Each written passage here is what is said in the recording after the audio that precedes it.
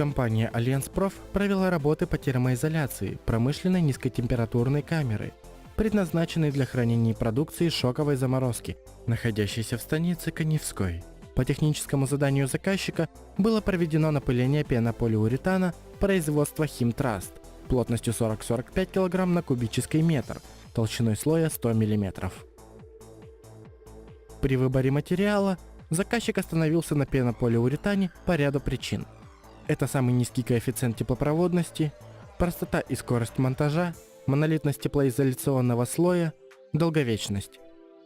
Общая площадь теплоизоляции составила 680 квадратных метров. В проведении работ было задействовано оборудование высокого давления фирмы Грако. Работы выполнялись 3 специалистами по напылению и были выполнены за 3 дня.